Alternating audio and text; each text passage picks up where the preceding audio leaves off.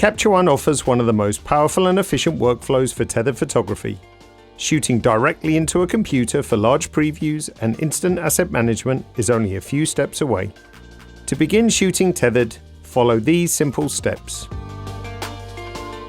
Create a new session to gather your project in one place. This provides a capture folder where all your upcoming images will be stored. Connect a USB cable to your camera and connect the cable to the USB port on your computer. The camera tool within the Capture Tool tab will be activated, indicating a connection.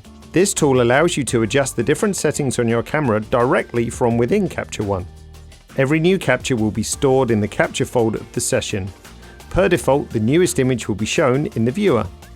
A tethered workflow opens up for many advantages in terms of organizing, instant adjustments, live view, composition, and much more.